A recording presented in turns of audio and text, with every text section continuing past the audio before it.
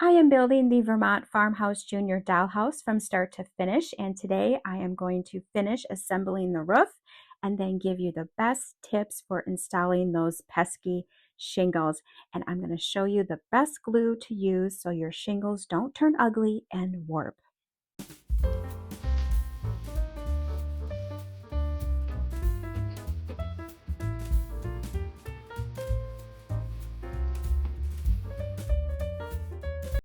Hello, my crafty dolls, and welcome to my craft room. I am Grandma Katie, and I am so glad you're here.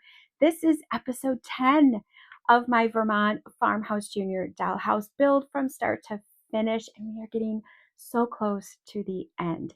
Now, last episode, I showed you how to assemble that pesky little front porch, and I broke down all the steps and gave you helpful tips. So if you missed it, go back and watch that episode. Now, if you want to follow along with me through the entire dollhouse building series, I have a playlist set up right on my YouTube page, and you can play the episode starting with number 1, and then the playlist really helps you find those episodes when you need to rewatch if you need some extra help. Now, I am building this house in real time, so my upcoming videos are about 2 weeks apart now. I have to build, I have to edit, and then upload my video. And this episode in particular took a lot longer than I thought, because today I'm going to finish assembling the roof. I'm going to put that gable window on, and then I'm going to be staining and putting on all of those shingles.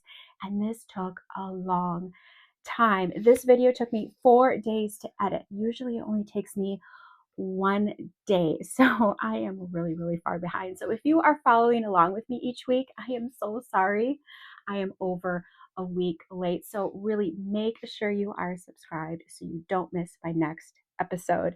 I am going to be doing some folk art painting on the gingerbread trim, and I'm going to paint this by hand. We're going to break it down into easy steps, and I think this cute little painting detail is going to add so much character to the dollhouse, and this is our chance to really go all out and do cutesy because you really can't do that on your own house. So again, make sure you are subscribed so you don't miss out.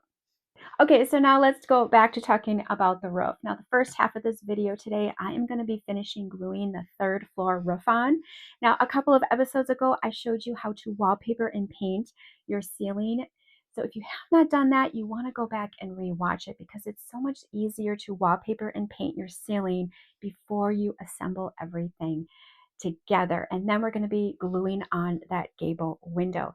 And I am going to be using my trusty tacky glue to glue everything together. It really is the best and strongest glue to use when you're assembling your dollhouse. Now, the second half of the video, we are going to be putting on all of the shingles. Now, the first step is to stain or color your shingles. Now, you can take the super easy way and just leave them all natural. But if you want to color them, you can use a shingle dye, and they have one right on realgoodtoys.com, or you can just use regular old wood stain from your hardware store, and you can pick out any color you wish. And I chose Gunsmoke. This is a really nice kind of reddish tint. Now, it's very important that you do not use a water-based stain because the wood shingles are so thin, the moisture is going to make them warp. Now, the best way is to stain all of your shingles before you glue. You can stain them after, but there are a lot of disadvantages. Number 1, if there is any glue on the outside of your shingles, the stain will never cover them up, and you are going to see all of that oozing glue. Number 2, the stain is very runny. It is just like water. It's going to get all over and make a mess, and you're going to end up staining parts of your house you do not want. There is a product called Gel Stain. It's a lot thicker, and you can just use it and rub it on. But I warn you, most of these gel stains are water-based, and they will warp your shingle. So it's very tempting to shingle your house and then put the gel stain on after, but it's really not a product for your shingles. It's more for like your mini furniture. And if you're going to be using paint, you want to make sure you use a non-water based paint. Now, that same rule applies to the glue, we need to use a non-water based glue. And Beacon's 3-in-1 glue is the best. Now, this reminds me of rubber cement, but this glue is a lot thinner and it's a lot more easy to use. And you can find it at any craft store, and Amazon has it. Now, I did not know how much I needed, so I bought 4 bottles. I always do this, I always overbuy. And I ended up using half a bottle. So you only need 1. So now I have way too much. I do have another dollhouse to put shingles on. So now I am very well stocked. Now, my number 1 tip for gluing is to use very, very little. You do not need a lot. You do not want glue oozing and dripping all over, because you are going to see it, and we really want to do a good job. Now, finally, I have to do a lot of cutting. And to make it a lot easier, you need to use a miter cutter. And this one is about $35 on Amazon, and it's a lifesaver. Otherwise, you're going to have to cut your shingles with either scissors or an X-Acto knife. And this is a great tool when we get to putting on our trim and molding on the inside of the house. And I do want to mention that I am going to deviate from the instructions a little bit and kind of do my own thing. So just keep that in mind. So let's get started. I have so much to show you. Now, the first task is to give our dollhouse a roof. Now, we already put the porch roof on during the last episode, so that is all ready to go. So let's prep the roof before we glue it on to the dollhouse.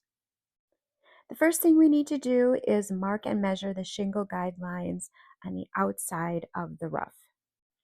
The instructions say to take 1 shingle and measure that length to the bottom edge of the roof. Then measure 1-inch lines from that line all the way to the top of the roof. And I love to use my quilting ruler for this. It really helps to keep all the lines nice and straight. And now I'm going to mark the shingle guidelines onto the gable window. My gable window is only taped together, not glued. I place the gable to the bottom edge of the roof and mark where the lines would meet from the roof. It's very important that the guidelines match up perfectly so the shingles match from the roof onto the gable. Take the gable apart and use a ruler to draw the guidelines on the left and the right side of the gable. And now we are going to glue the 3 pieces of the gable together using tacky glue. Now make sure you use a brush to help spread the glue. This really prevents oozing and dripping of the glue. Pop the 2 sides of the roof to the face of the window, making sure everything lines up perfectly. And always, always wipe any oozing glue along the seams. And finally, tape the roof together and let dry completely overnight. And now we need to assemble the rear roof together. First, you want the top piece of the roof with the beveled edge at the top. And you want the outside of the roof facing up. Take the 2 eave pieces. The painted ceiling should be facing down and the outside roof should be facing up.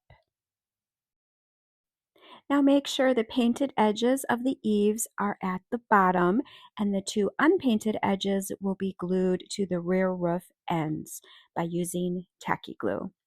Square off the inside corners before you tape. You do not want a crooked roof, and just make sure you let everything dry overnight.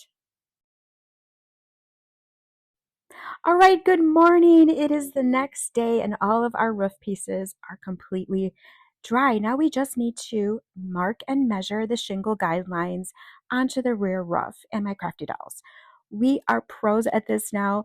We just need to measure 1 shingle length from the bottom and then measure 1-inch lines all the way to the top. And who knew there was so much measuring? Phew, but I think we are done and we are ready to glue everything together. Okay, so now let's put the roof on this dollhouse. Now we want to start with the large roof piece, and I already painted and wallpapered the ceiling. And this is so much easier when you do it before you put it together. And if you want to see how I did this, you got to go back and check out my video on constructing the dollhouse. Now flip the roof over so the outside of the roof is facing up.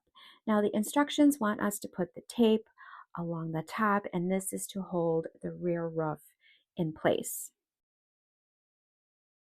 Now, before we apply any glue, we need to make sure everything lines up perfectly. And to make it a lot easier on us, I'm going to make some guide marks on the left side and then on the right side. And that is really going to take away any guesswork on where the position of the roof is when I start gluing. And now you want to brush tacky glue onto the front slopes of the roof only. The instructions want us to glue the front and the rear roof on at the same time. But my crafty dolls, I am going to be breaking the law here. I think it's a lot easier to glue one side at a time. Let it completely dry before gluing the other side on, because everything is going to be slipping and sliding. And now I just want to make sure the roof lines up to those guidelines that we made. And I want to take long pieces of tape and tape the top of the roof to the third floor so everything stays put while it dries. Now add tape to the bottom of the roof to the second floor and just make sure the roof is completely flush with the slope of the house on both sides. And now just double check the roof is aligned to the guidelines we made and the base of that beveled edge is at the top of the roof line. Double check the eave on the right side and make sure it's even, and then check the left side. And it all looks great, and I am going to let everything dry overnight. And hello, Dollhouse. It is the start of a brand new day, and what a better way to start the day than taking off the tape. That is one of my favorite parts. Now let's keep things moving along and glue the rear roof on. Brush the tacky glue along the back slopes of the roof and on the top of the roof. And I am so glad, my crafty dolls, that I glued the front on first and let it dry. I really don't have to worry about the roof moving out of position. I can just focus on working on the back of the roof. And now I'm going to take my rear roof and I'm going to add some extra glue along the top, along that beveled edge, and then fit it right into place, making sure the tops of the roofs line up perfectly, and then go ahead and start taping the roof down. And you want to do the same thing to the right side, make sure everything lines up, and then double check that the two roofs are completely flush. And after everything looks perfect, you want to bring down all the tape from the front of the roof to the back so everything can dry in place. And always double check and wipe away that excess glue. We do not want any ugly drip marks on our house. And finally, tape the bottom of the rear roof to the second floor on both sides. We want those to be completely flush with the slope of the house, and let everything completely dry. And now after the roof is completely dry, we have to remove all the tape, and it's so satisfying. The final piece of the roof is almost done, so we need to attach the gable window. Now before we start, we need a helping guideline. So I'm going to find the center of the top of the window opening. Now take the gable window and brush the tacky glue along all the edges. Now line up the top of the gable to our center guideline and make sure they're lined up. Just put one piece of tape on the window just to hold it in place, and make sure the bottom of the window is flush with the bottom of the roof, and the top should be lined up to our center line. So far, so good. Now, the real question is, how did we do on the inside? So the right side should be flush with the window opening, and of course on the left side. And the bottom does have a bit of a gap, but that can be fixed with a little bit of trim. Oh my gosh, the top floor looks great, but there is one final detail that needs to be glued into place: the room divide. So the angle of the divide goes along the sloped ceiling. Now use a square as a guide to line up the ruler with the line from the wallpaper. The square will both keep the wall straight, and it'll also keep it in place as it's drying. Apply glue to the angled edge and on the bottom. Now just make sure everything is square with the floor and don't forget to square the top as well. Now the roof is completely finished and my third floor looks so cute. My crafty dolls, I'm really resisting the urge to break out all the furniture and play. But I have so much more work to do, and now that everything has dried, I can finally move on to putting on all the shingles. And now for the step that I have been dreading since the beginning, staining all of the shingles. Now the instructions suggest to stain large batches of shingles with varnish or dye in plastic containers or plastic bags. Use plastic gloves and then lay out the shingles on parchment paper to dry. I'm not sure how this is going to work. I'm thinking the shingles would be uneven and stick together, but let's give it a try. Now I am going to gather all of my supplies and I'm going to go outside to varnish these shingles because those fumes are going to kill me. And my crafty dolls, it is perfect timing because it is a beautiful spring day. The sun is shining, my flowers are blooming, and my puppy Holly, she promised me she was going to help me with the shingles. As long as I play fetch with her, we'll see. I'm just going to grab my parchment paper and then cover my work table. Grab my shingles and the plastic bag and then place just a small handful of those shingles into the bag.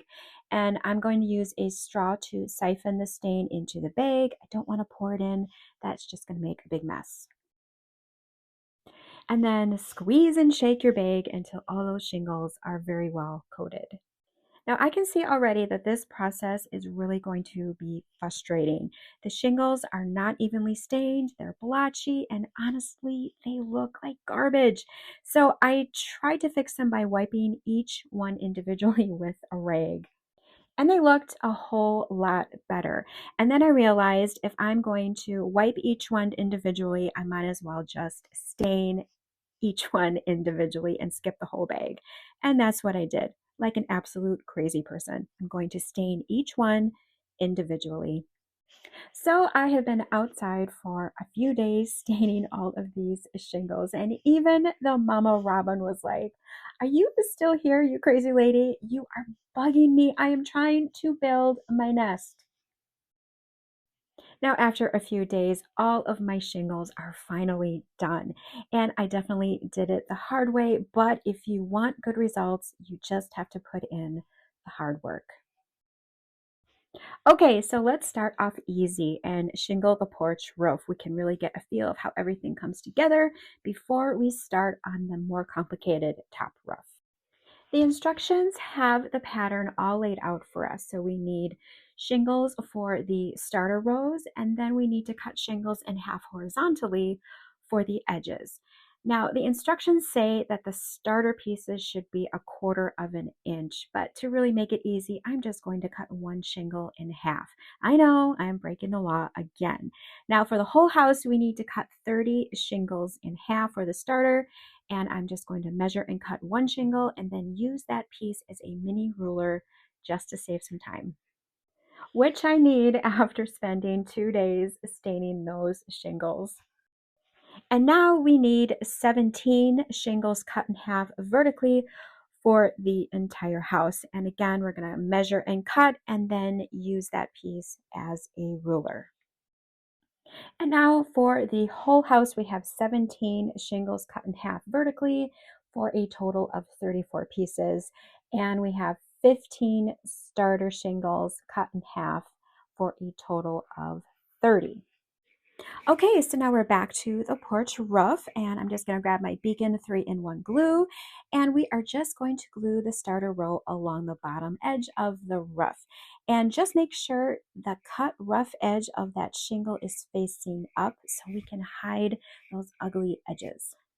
Now just put a small amount of glue onto the shingle. You do not need a lot. You do not want excess glue oozing out underneath your shingle. Now I prefer gluing the shingle individually rather than putting a line of glue onto the house, because if you get interrupted, then that glue dries and then you end up having to scrape it off.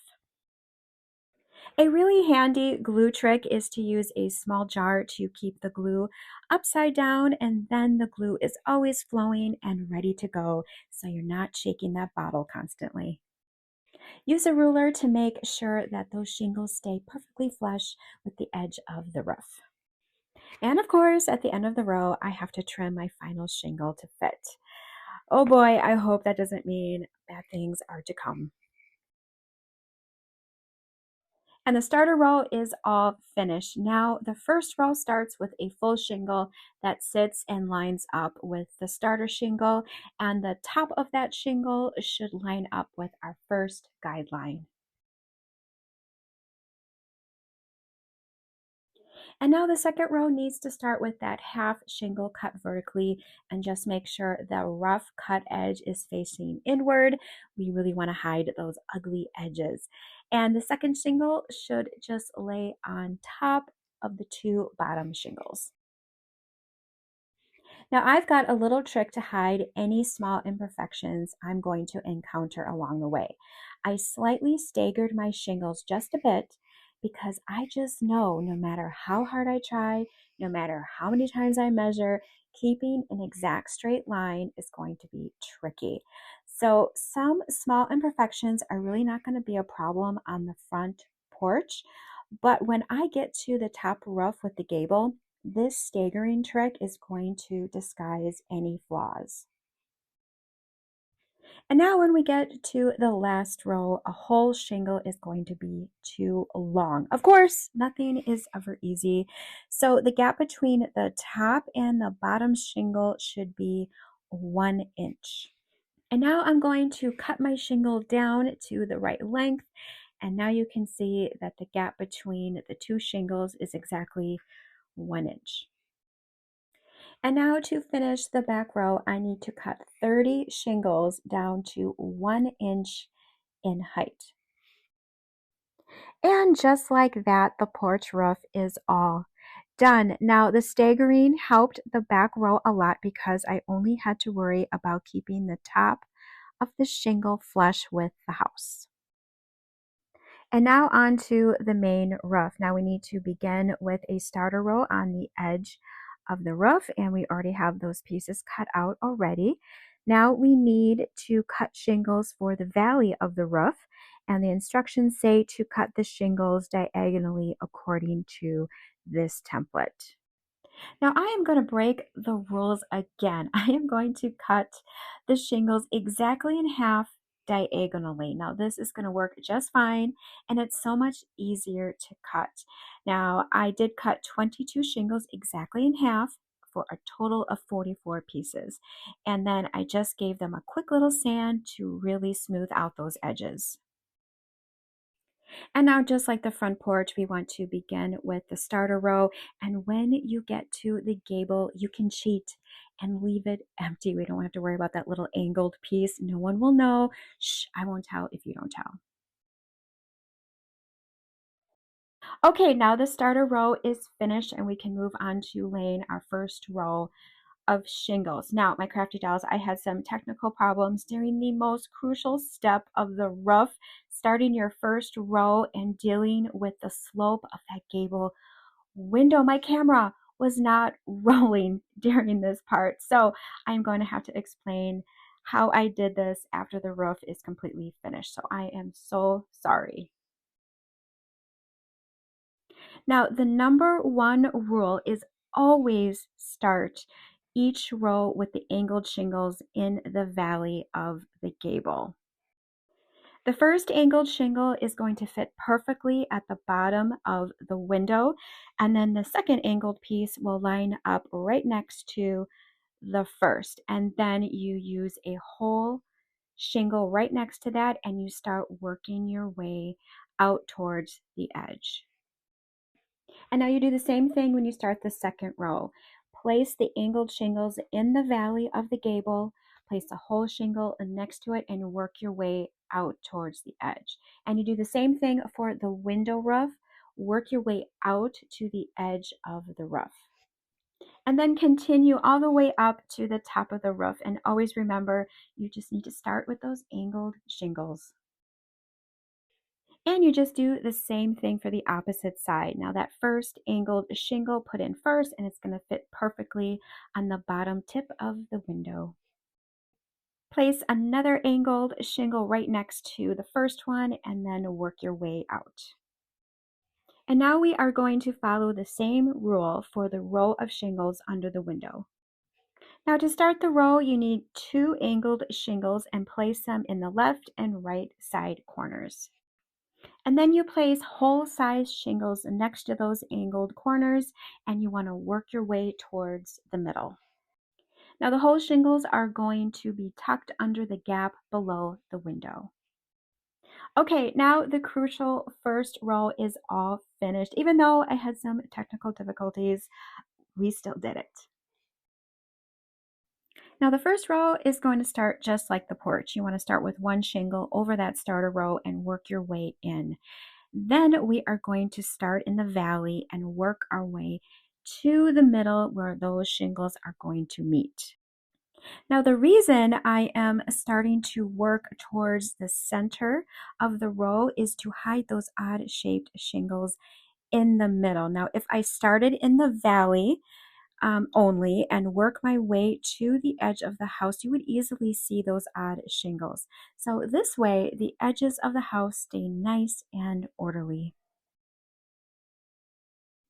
And now for the gable window, you always want to start with the angled shingle first and then work your way to the edge, and you can cut that shingle to fit, or you can meet in the middle, and you just really need to just make a judgment and see how it looks. And now whichever way you want to lay your shingles, just remember, always start with the angled shingles in the valley first and work your way out.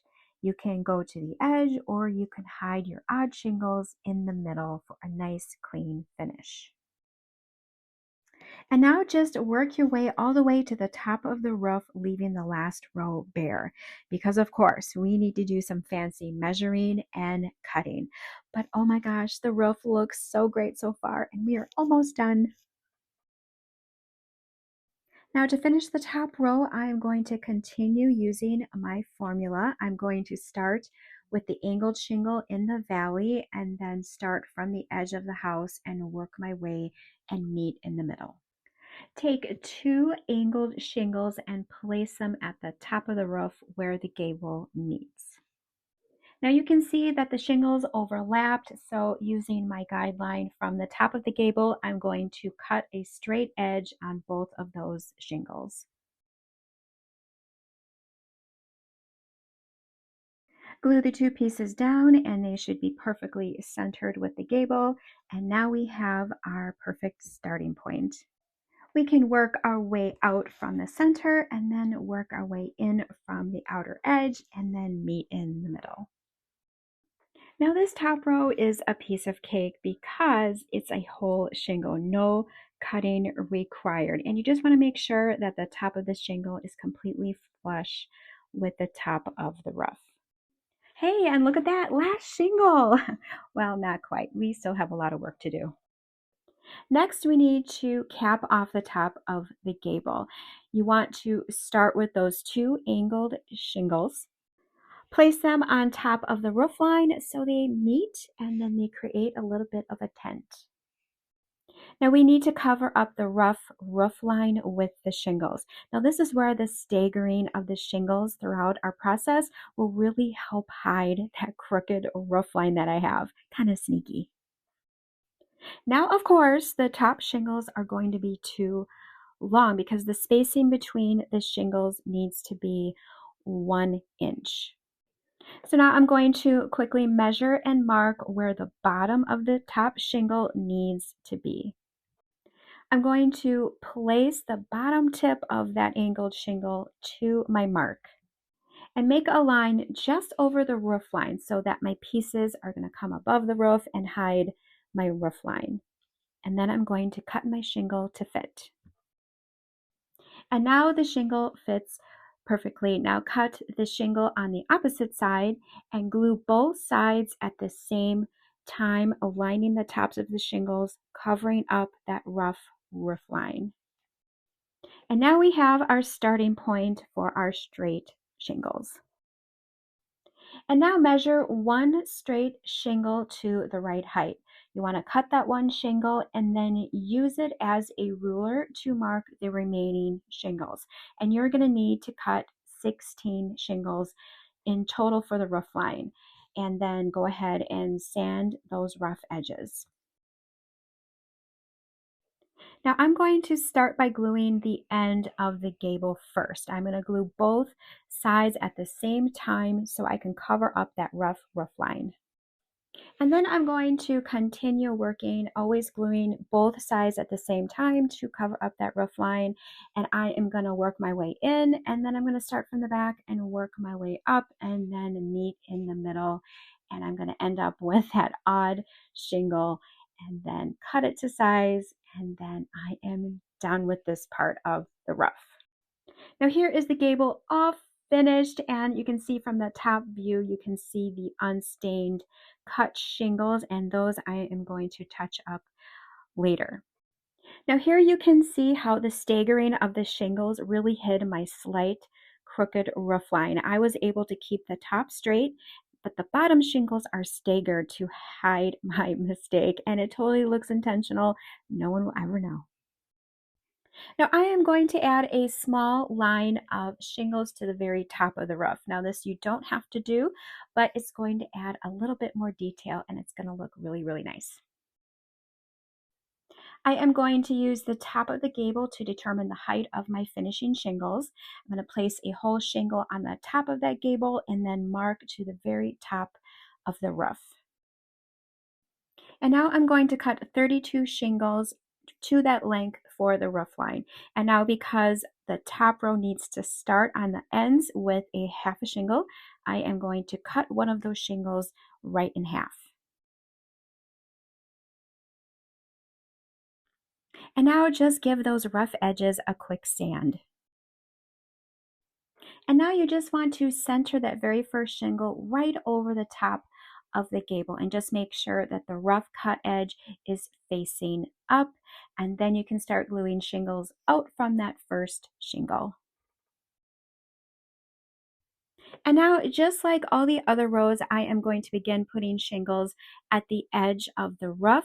Now, both edges need to start with that little half shingle, and then I am going to work my way towards the center and meet in the middle. And now the front of the house is all done, and those small finishing shingles at the top really add a little bit of detail.